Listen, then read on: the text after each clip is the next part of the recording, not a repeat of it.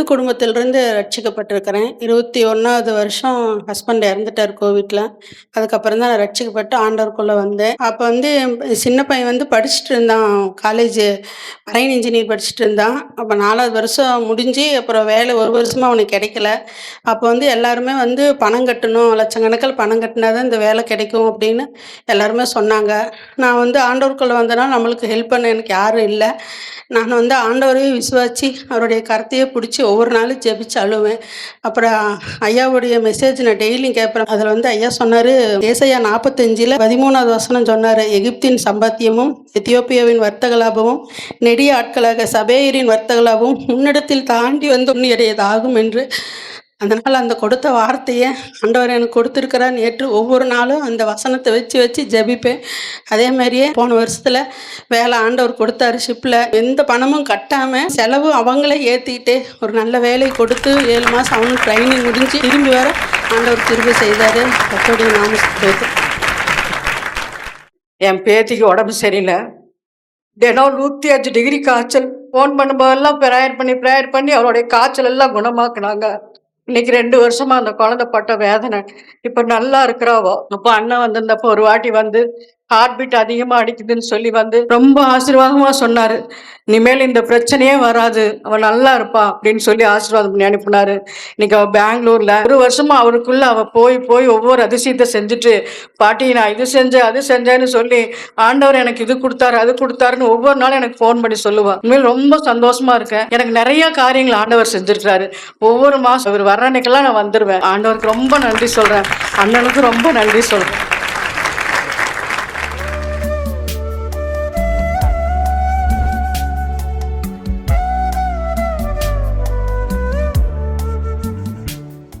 கிறிஸ்துவுக்குள் மிகவும் பிரியமான எனதர்மை சகோதர சகோதரிகளே, நம்மை சிருஷ்டித்தவரும் நம்மை உண்டாக்கினவரும் நம்மை ஒருபோதும் மறந்து போகாதவருமாகிய இயேசு கிறிஸ்து வினையேற்ற நாமத்தினாலே உங்கள் எல்லாரையும் வாழ்த்தி ஆசீர்வதிக்கிறேன். அல்லேலூயா.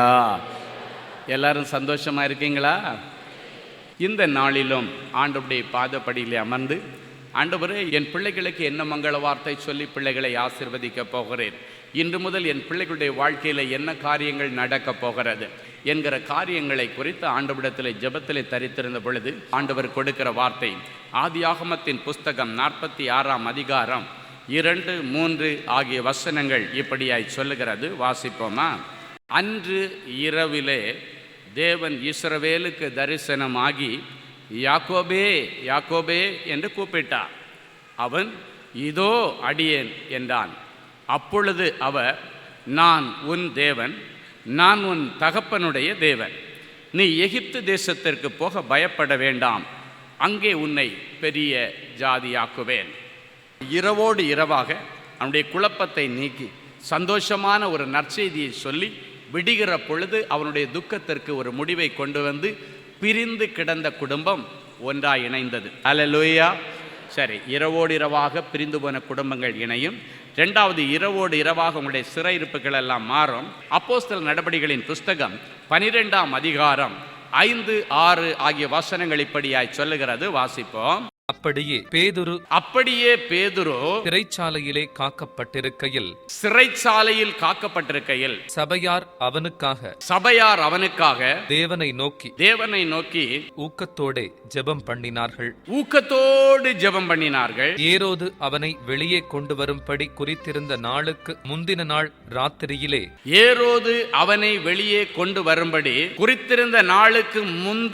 நாள் ராத்திரியிலே பேதுரு 2 சங்கிலிகளினாலே கட்டப்பட்டு 2 சேவகர்கள் நடுவே நித்திரை பண்ணி கொண்டிருந்தான். காவற்காரரும் கதவுக்கு முன்னிருந்து சிறைச்சாலையை காத்து கொண்டிருந்தார்கள். இன்னைக்கு ஆண்டவரிடத்தில், ஆண்டவரே என்னுடைய எல்லா சிறையிருப்புகளும் முடிவை கொண்டு வாங்க. அப்ப இந்த கடன் என்கிற சிறையிருப்புக்கு பின்னணியில ஒருவேளை எல்லாரும் அப்படி பாவம் செய்து கடன் வருதுன்னு சொல்ல முடியாது. சிலர் ஞானம் இல்லாமல் செய்கிறதுனால கூட கடன்கள் வரும். அதனால கடன் பண்ணி வச்சிருக்கிறவங்க எல்லாரையும் வீட்டில் போயிட்டு புருஷங்கிட்ட போய், நீ எங்கே கொண்டு போய் என்ன காலி பண்ணியிருக்கேன்னு எனக்கு தெரியும், ஆவியானவர் ஐயா மூலமாக பேசினார்னு சண்டை போட்டுறாதீங்க. ஆமீன். எப்போவுமே நிதானம் வேணும். அப்படிப்பட்ட சூழ்நிலையும் இருக்கும். சில நேரங்களில் நம்ம ஞானம் இல்லாமல் இருந்ததன் நிமித்தம் கூட நமக்கு நஷ்டங்கள் வந்திருக்கலாம். சில நேரங்களில் ஆண்டவர் நம்மளை விசுவாச பரீட்சை செய்யக்கூட சில நஷ்டங்களை அனுமதிக்கலாம். எல்லாம் இருக்கு, எது வேணாலும் இருக்கலாம். ஆனால் ஆண்டவர் உன்னை விசுவாச பரீட்சை செய்யும்படி அனுமதிச்சா நீங்கள் கவலைப்பட வேண்டிய அவசியம் இல்லை. அது குறிப்பிட்ட ஒரு பீரியட் இருக்கும். அதுக்கப்புறம் ஆண்டவர் அதை தூக்கி போட்டுட்டு ரெட்டத்தனை அறுவடையை கொடுத்துருவார். அல்லேலூயா. அதை பற்றி நீங்கள் கவலையே பட வேண்டாம். ஆனால் நீங்கள் மிஸ்யூஸ் பண்ணீங்கன்னா அதை பற்றி கவலைப்படணும். இன்னைக்கு என்னென்ன சிறையிருப்புகள், பாவங்கள், விட முடியாத அக்கிரமங்கள், விட முடியாத குடிவரிகள், விட முடியாத தவறான தொடர்புகள், தேவையில்லாத அருவருப்பான பாவங்கள், உங்களை சுற்றிலும் நெருங்கி நிற்கிற அருவருப்புகள் என்னென்ன இருக்கிறதோ எல்லாத்திலிருந்து இன்னைக்கு விடுபடணும். ஆமேன். மூன்றாவது, இரவோடு இரவாக நீங்கள் விரும்பின காரியங்களில் ஆண்டவர் ஒரு அற்புதத்தை செய்ய போகிறார். 1 ராஜாக்களின் புஸ்தகம் 3ஆம் அதிகாரம் 5வது வசனமும் 9வது வசனமும். கிபியோனிலே கர்த்தர் சாலமோனுக்கு ராத்திரியில் சொப்பனத்திலே தரிசனமாகி, நீ விரும்புகிறதை என்னிடத்தில் கேள் என்று தேவன் சொன்னார். ஆகையால் உமது ஜனங்களை நியாயம் விசாரிக்கவும் நன்மை தீமை இன்னதென்று வகையறுக்கவும் அடியேனுக்கு ஞானமுள்ள இருதயத்தை தந்தருளும். ஏராளமாயிருக்கிற இந்த உமது ஜனங்களை நியாயம் விசாரிக்க யாராலே ஆகும் என்றார். கிபியோனிலே ஒரு நாள் ராத்திரி ஆண்டவர் நேரடியாய் சாலமோனுக்கு தரிசனமானார். என்னைக்கு தரிசனமானார் தெரியுமா? அன்னைக்கு பகலில் தான் தேவாலயத்தினுடைய பிரதிஷ்டை பண்டிகை முடித்து ஆண்டவருக்கு துதி ஸ்தோத்திரங்களை எல்லாம் ஏறெடுத்து ஒரு பெரிய, நம்ம பாஷையில் சொன்னால் அசன பண்டிகைன்னு சொல்லலாம், இல்லை ஆலய பிரதிஷ்டைன்னு வச்சிங்களேன். அந்த ஆலயத்தை பிரதிஷ்டை பண்ணி, ஆண்டவருக்காக கட்டின ஆலயத்தை பிரதிஷ்டை பண்ணிட்டு சந்தோஷமாக நைட்டு போய் தூங்க போயிருக்கிறான். அவன் தூங்கிட்டு இருக்கும் பொழுது ராத்திரியிலே சொப்பனத்திலே ஆண்டவர் சாலமோனுக்கு தரிசனமாகி, கர்த்தர் சாலமோனுக்கு தரிசனமாகி, சிலரை தரிசிக்க ஆண்டவர் தேவ தூதர்களை அனுப்புவார், சிலரை சந்திக்க ஆண்டவரே இறங்கி வருவார். இந்த இடத்துல வசனம் சொல்லி கர்த்தர் அவனுக்கு தரிசனமாகி ராத்திரியில் கேட்குறாரு, ஒரே ராத்திரியில் கேட்குறார், உனக்கு என்ன வேணாலும் கேளு, நான் கேட்குறதெல்லாம் நான் உனக்கு தரேன், உனக்கு என்ன வேணும் கேளு மகளே, நான் தரப்போகிறேன். ஆமீன். உங்களை பார்த்து கேட்குறேன், மகனே உனக்கு என்ன வேணும் கேளு, இன்னைக்கு நான் தரப்போகிறேன், நான் ரொம்ப சந்தோஷமாக இருக்கிறேன், ஏன்னா என்னை துதிச்சு மகிமைப்படுத்த இந்த இடத்துல நீங்கள் கூடி இருக்கிறீர்கள். அல்லேலூயா. அன்னைக்கு சாலமோன் ஆண்டவரை துதிச்சு மகிமைப்படுத்தி பெரிய ஜெபம் பண்ணான் தேவாலயத்திலே. ஆண்டவர் மகிழ்ச்சியாயிருந்தார். இன்றைக்கு உங்கள் ஒவ்வொருவரை குறித்து என் ஆண்டவர் மகிழ்ச்சி நிறைந்த இருதயத்தோடு உங்க முன்னால நின்று சொல்லி கொண்டிருக்கிறான். ஆண்டவர் ரொம்ப சந்தோஷமா சொல்றார், என்ன வேணுமோ கேளுங்க நான் தர்றேன். அன்றைக்கு ராத்திரி அவனிடத்துல கேட்கிறார், உனக்கு என்னப்பா வேணும், நீ என்ன கேட்டாலும் நான் கொடுக்குறேன் அப்படின்னு கேட்ட உடனே அவன் யோசிக்கிறான், என்ன வேணாலும் ஆண்டவர் தர்றேன்னு சொல்றாரு, என்ன கேட்கலாம் அப்படின்னு சொல்லி யோசிக்கும் போது அவன் தனக்கு பிரயோஜனமானதை அல்ல, தன்னை நம்பி ஒப்பு கொடுத்திருக்கிற ராஜ மேன்மையை சரியா பொறுப்பா நடத்துறதுக்கு என்ன வேணுமோ அதை கேட்டான். அல்லேலூயா. என்ன சொல்றான், ஆண்டவரே நான் போக்குவரவு அறியாத சின்ன பிள்ளை, நான் சின்ன வயசு, எங்கள் அப்பாவை நீங்கள் நேசித்ததுனால எங்கள் அப்பாவுடைய பதவி எனக்கு அப்படியே நீங்கள் டிரான்ஸ்ஃபர் பண்ணி நான் நினச்சி பார்க்காத ஒரு வாழ்க்கையை கொடுத்துருக்கிறீங்க, நான் நினைச்சே பார்க்கல உங்களுக்கு ஒரு தேவாலயம் கட்டுவேன்னு சொல்லி அந்த பாக்கியத்தை எங்கள் அப்பாவுக்கே கொடுக்கல, எனக்கு கொடுத்தீங்க. இப்போ என்ன நம்பி இத்தனை திரளான ஜனங்களை நீங்கள் கொடுத்துருக்கிறீங்களே, அப்போ இவங்களுக்கு நான் நல்லபடியாக நியாயம் செய்ய நன்மை தீமை இன்னதென்று வகையறுக்கத்தக்கதான ஞானம் உள்ள இருதயத்தை எனக்கு தார். அப்படின்னா நான் ஞானத்தில் குறைவுள்ளவனாக இருக்கிற ஆண்டவரே, எனக்கு ஒரு நல்ல ஞானத்தை தரணும். அப்போ தான் இது நன்மை இது தீமை, இவன் சொல்கிறது ரைட்டு இவன் சொல்கிறது ராங் அப்படின்றத கரெக்டாக கண்டு என் நிமித்தம் என்னுடைய நியாய தீர்ப்பு நிமித்தம் ஒருவர் கூட கஷ்டத்தை அனுபவிச்சிருக்கக்கூடாது. எந்த ஒரு நீதிமானும் என் நிமித்தம் தண்டிக்கப்பட்டு விடக்கூடாது, எந்த ஒரு நீதிமானும் என் நிமித்தம் தண்டனை அனுபவிச்சிடக்கூடாது, எந்த ஒரு தவறு செய்தவர்களும் தவறான என்னுடைய தீர்ப்பு நிமித்தம் அவங்க சந்தோஷப்பட்டுறக்கூடாது. எனவே நல்லது தீயது இன்னதுன்றது வகையறுக்கத்தக்கதான ஞானம், புக்தியும் யுத்தியும் அருளுகிற ஞானத்தை எனக்கு தாரம் அப்படின்னு சொல்லி ஆண்டவரிடத்தில் கேட்டுட்டான். அப்போ ஆண்டவருக்கு அப்போ தான் ரொம்ப சந்தோஷம், இனிமேல் எனக்கு கார் தாரம், எனக்கு பங்களா தாங்க, எனக்கு அது தாங்க ஒன்றுமே கேட்கல, எனக்கு இன்னும் இவ்வளவு செல்வங்களை தாங்க ஒன்றும் கேட்கல, நல்லது 4 பேருக்கு நல்லது செய்கிறதுக்கு எனக்கு ஞானத்தை தாங்க அப்படின்னு ஒரு நல்ல காரியத்தை கேட்டதுனால ஆண்டவர் அவனை பார்த்து சொல்கிறாரு, நீ கேளாத ஐஸ்வர்யம், நீ கேட்ட ஞானத்தை மாத்திரமல்ல நீ கேளாத ஐஸ்வர்யத்தையும் மகிமையும் உனக்கு தந்தேன். உன் நாட்கள் இருக்கிற ராஜாக்களில் ஒருவனும் உனக்கு சரியானவன் இருப்பதில்லை என்று சொல்லிட்டு சொல்றாரு, உன் நாட்களையும் நான் நீடித்திருக்க பண்ணுவேன். அவன் கேட்டது ஞானம், கேட்ட ஞானத்தையும் கேட்காத ஐஸ்வர்யத்தையும் மகிமையும் கொடுத்து அவனுக்கு தீர்க்காயுசு ஆண்டவர் கொடுத்தாரா. இன்னைக்கு ஆண்டவர் உங்களை பார்த்து உங்களுக்கு என்ன வேணும்னு கேட்குறார். நீங்கள் கேளுங்க, அப்பொழுது நீங்கள் பெற்றுக்கொள்வீர்கள். கேளுங்கள், அப்பொழுது உங்கள் சந்தோஷம் நிறைவாயிருக்கும்படி நீங்கள் பெற்றுக்கொள்வீர்கள். ஹல்லேலூயா. இன்றைக்கு நீ என்ன காரியத்தை குறித்து கலங்கி வந்திருந்தாலும் ஆண்டவர் உனக்கிட்ட பார்த்து கேட்கிறார், நான் என்ன செய்ய வேண்டும் என்று விரும்புகிறார். பிறவி குருடன் பர்த்திமேயை பார்த்து கேட்டாரு, என்னப்பா உனக்கு வேணாம், எதுக்கு கூப்பிட்ட என்ன? நீ தாவீதின் குமாரனே எனக்கு இறங்கும்னு சொல்லி சத்தம் போட்டு கூப்பிட்டியே, இங்க வா, உனக்கு என்ன பண்ணணும், நான் என்ன செய்தா நீ சந்தோஷப்படுவ அப்படின்னு கேட்கும்போது அவன் சொல்ற, ஆண்டவரே இந்த 2 கண்களை மட்டும் திறந்து விட, நான் பார்வை அடைய வேண்டும். அப்படின்னா என்ன அர்த்தம் தெரியுமா? இந்த கண் இல்லாததுனால தான் நான் பிச்சை எடுக்கிறேன் ஆண்டவரே, கண்ணை மட்டும் திறந்து விட்டீங்கன்னா வேலை செய்து பொழைச்சிக்குவேன், நல்லா இருப்பேன் ஆண்டவரேன்னு அர்த்தம்.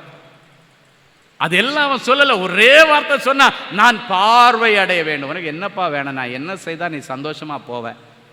சொல்ல, நான் பார்வை அடைய வேண்டும். ஆண்டவர் நொடிப்பொழுதிலே சுகத்தை கொடுத்தா. அடுத்த நிமிஷத்துல அவன் துள்ளி குதித்து ஆண்டவரை மகிமைப்படுத்தி கொண்டு ஆண்டவருக்கு பின்னே போனானா. பிச்சை எடுத்துட்டு இருந்தவனுக்கு நல்ல ஒரு எதிர்காலத்தை கொடுத்தார். ஹல்லேலூயா. சாலமோனை பார்த்து உனக்கு என்ன வேண்டான்னு கேட்ட ஆண்டவர், நான் என்ன பண்ணால் நீ இன்னைக்கு சந்தோஷமா போவேன்னு உங்கள் எல்லாரையும் தனித்தனியாக ஆண்டவர் கேட்குறார். மகளே, நான் என்ன தான் பண்ணேன்?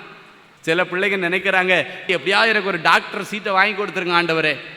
நிறைய பேர் கேட்குறீங்க. இன்றைக்கு ஆண்டவர் சொல்லுகிறார், கர்த்தருக்குள் மனமகிழ்ச்சியாய் கடந்து செல்லுங்கள், அவர் உங்கள் இருதயத்தின் வேண்டுதலை நிறைவேற்றுவார். ஹல்லேலூயா. கடைசியாக இரவோடு இரவாக உன் மரண கட்டுகளை எல்லாம் ஆண்டவர் அறுக்க போறார். ஹல்லேலூயா. வாசிக்கலாம். மத்தேயு எழுதின சுவிசேஷம் 2ஆம் அதிகாரம் 13-14 ஆகிய வசனங்கள் இப்படியாய் சொல்லுகிறது. அவர்கள் போன பின்பு கர்த்தருடைய தூதன் சொப்பனத்தில் யோசேப்புக்கு காணப்பட்டு ஏரோது பிள்ளையை கொலை செய்ய தேடுவான். ஆதலால் நீ எழுந்து பிள்ளையையும் அதன் தாயையும் கூட்டிக் கொண்டு எகிப்துக்கு ஓடிப்போய் நான் உனக்கு சொல்லும் வரைக்கும் அங்கே இரு என்றான். அவன் எழுந்து இரவிலே பிள்ளையையும் அதன் தாயையும் கூட்டிக் கொண்டு எகிப்துக்கு புறப்பட்டு போனான். அவன் எழுந்து அந்த ராத்திரியிலே பிள்ளையையும் அதன் தாயையும் கூட்டிக் கொண்டு எகிப்து தேசத்திற்கு புறப்பட்டு போனான். இயேசு கிறிஸ்துவை கொலை செய்வதற்காக ஏரோது ராஜா தேடிக்கொண்டிருக்கிற ஒரு வேளை. அந்த சூழ்நிலையில் ராத்திரி யோசேப்புக்கு ஆண்டவர் தரிசனத்தில் வந்து சொல்றார், இரவோடு இரவாக நடக்கிற அற்புதங்களை குறித்து ஆண்டவர் பேசிக்கொண்டு, ஓவர் நைட் மிரக்கிள்ஸ். ஒரே ராத்திரியில் ஆண்டவர் எப்படி ஒரு மனுஷனுடைய பிரச்சனைகளுக்கு முற்றுப்புள்ளி வைக்கிறார், ஒரே நைட்டில் எப்படி ஒரு மரண கண்ணி அறுக்கப்படுகிறது என்பதை குறித்து ஆண்டவர் பேசி கொண்டிருக்கிறார். அப்போ ஆண்டவர் திடீர்னு சொல்லி யோசேப்பை சந்திக்கும்படியாக ஒரு தேவதூதனை அனுப்பி விடுறார். சொப்பனத்தில் கர்த்தருடைய தூதன் சொப்பனத்தில் யோசேப்பிற்கு காணப்பட்டு என்ன சொல்றாருன்னா, இந்த பிள்ளையின் மேலே ஒரு பெரிய ஆபத்து வரப்போகிறது, இந்த பிள்ளையை மரண கண்ணி சுட்டி இருக்கிறது. ஏரோது ராஜா இவனை கொலை செய்வதற்காக, இந்த குழந்தை கொலை செய்வதற்காக நாலா பக்கத்திலையும் தேடிட்டு இருக்கிறாரு. யோசேப்பை நீ ஒன்று பண்ணு, ராத்திரியோடு ராத்திரி உன் பிள்ளையுடைய தாயாகிய மரியாளையும் கூப்பிட்டு எகிப்து தேசத்துக்கு போயிருன்னு சொல்லி பெத்லகேமிலே இருந்த யோசேப்பையும் யோசேப்பனுடைய மனைவி ஆகிய மரியாளையும் இயேசு கிறிஸ்துவையும் சின்ன குழந்தையும் தூக்கிட்டு எகிப்துக்கு போக சொல்றாரு. ஆண்டவருடைய பெரிய கிருபையினாலே ஆண்டவர் சொன்னபடி இயேசு கிறிஸ்துவை தூக்கி கொண்டு அவங்க எகிப்தில் போய் சில காலம் வாழ்ந்த இடங்கள் இன்றைக்கும் எகிப்து தேசத்தில் அந்த இடம் இருக்குது. ஜீசஸ் தன்னுடைய தாய் தகப்பனோடு கூட அந்த பிறந்த உடனடியாக நைட்டு போய் எந்த இடத்துல தங்கியிருந்தாங்களோ அந்த இடத்துல இன்றைக்கி ஒரு சர்ச் வச்சுருக்கிறாங்க. இன்னும் அவர் இருந்த அந்த குகை வீடு, அப்படி அந்த ஆழத்துக்குள்ளால் அந்த குகை வீடு இன்றைக்கும் இருக்கிறது. அங்கே போனால் நாங்கள் பார்ப்போம். அப்போ பார்த்தீங்கன்னா இன்றைக்கும் அந்த இடத்துல போனால் ஒரு தேவ பிரசனம். அந்த இடத்துக்கு சர்ச்சுக்கு பேர் என்ன வச்சுருக்காங்கன்னா ஹோலி ஃபேமிலி சர்ச். அப்படின்னா ஜீசஸுடைய அந்த ஹோலி ஃபேமிலி தம திருக்குடும்பம், அந்த திருக்குடும்பம் வாழ்ந்த அந்த இடத்திற்கு, அந்த சர்ச்சுக்கு பேரே ஹோலி ஃபேமிலி சர்ச்சுன்னு வச்சிருக்கிறாங்க. ஹல்லேலூயா. அப்போ பாருங்க, அந்த குழந்தைக்குன்னு ஒரு மரண கண்ணி வரும் பொழுது, ஒரு ஆபத்து வரும் பொழுது, இரவோடு இரவாக அந்த கண்ணிகளை அறுத்து தப்புவிக்கிற ஆண்டவர் நம்முடைய ஆண்டவர். ஹல்லேலூயா. இன்னைக்கு ராத்திரி வேளையில் உங்கள் சரீரத்தில் ஒருவேளை மரணத்திற்கு ஏதுவான வியாதி இருந்தாலும், சாதாரண வியாதி இருந்தாலும், இயேசு கிறிஸ்துவின் நாமத்தினால இன்னைக்கு உங்களுக்கு விடுதலை கிடைக்க போகுது. ஹல்லேலூயா. இன்னைக்கு இரவோடு இரவாக உங்களுடைய சரீரத்தில் உள்ள அந்த கட்டுகள் அறுக்கப்பட்டு தெய்வீக விடுதலையை பெற்று இனி தேடியும் காணாதிருப்பீர்கள். அந்த வசனத்தின்படியாக இரவோடு இரவாக மாற்றங்களை கொண்டு வருகிற ஆண்டவர். இன்னைக்கு ஆண்டவர் உங்களை பார்த்து சொல்றாரு, நீங்க விசுவாசிச்சா தேவனுடைய மகிமையை பார்ப்பீங்க.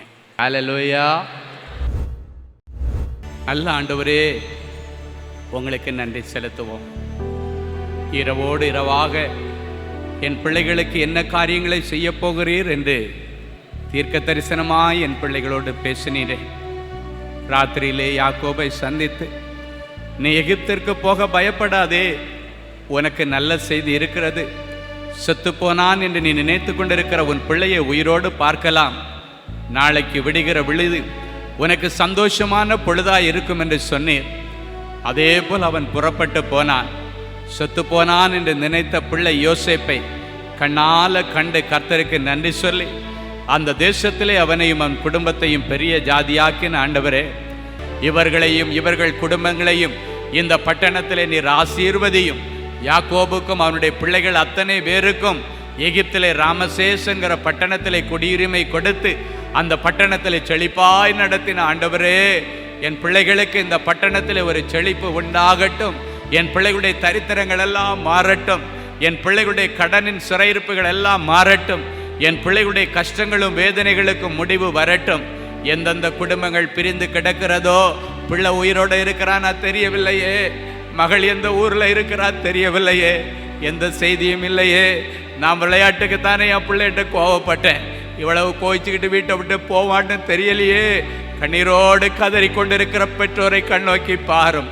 இரவோடு இரவாக இவர்கள் பிள்ளைகளை நீர் சந்தியும். தாய் தகப்பனை தேடி பிள்ளைகள் வரட்டும். பிள்ளைகள் இருக்கிற இடத்தை தேடி தாய் தகப்பன்மார்கள் போவார்கள். எந்தெந்த பிள்ளைகளுடைய எதிர்காலம் செத்துப்போன நிலைமையில கிடக்கிறதோ அத்தனை பிள்ளைகளுடைய செத்துப்போன எதிர்காலத்தை ஆண்டவர் இன்றைக்கு உயிர்ப்பித்து என் பிள்ளைகளுக்கு ஒரு பிரகாசமான எதிர்காலத்தை கொடுத்து இந்த பட்டணத்தில் என் பிள்ளைகளை நீர் நிலைநிறுத்துவீராக. எந்த பட்டணத்தில் என் பிள்ளைகள் வெட்கப்பட்டு தலை குனிந்து நிற்கிறார்களோ அதே பட்டணத்தில் என் பிள்ளைகளுடைய பெயரை நீர் பெருமைப்படுத்துவீராக. என் பிள்ளைகளுடைய எல்லா நெருக்கங்களும் பஞ்சங்களும் கடனும் இன்றைக்கு மறைவதாக. இரவோடு இரவாக மாற்றங்கள் வருவதாக.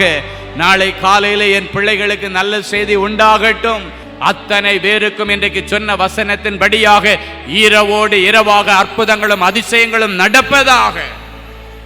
கர்த்தர் இவர்களுக்கு பெரிய காரியத்தை செய்திருக்கிறார். இதன் நிமித்தம் இவர்கள் மகிழ்ந்திருக்கிறார்கள் என்று புறஜாதிகளுக்குள்ளே சொல்ல அற்புதங்கள் நடக்கட்டும். இயேசுவின் மூலம் பிதாவே, ஆமென், ஆமென்.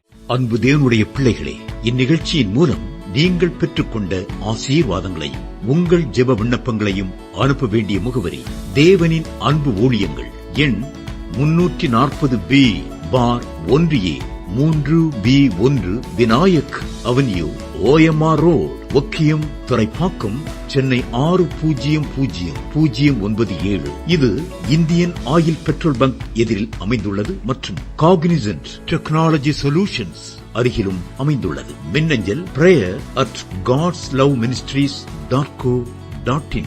எங்களது இணையதளம் www.godsloveministries.co.in. மேலும் 24 மணி நேர ஜெப உதவிக்கு 04454547999 மற்றும் 9941150999 என்ற எண்களுக்கு தொடர்பு கொள்ளுங்கள். கர்த்தர் தாமே உங்களை ஆசீர்வதிப்பாராக.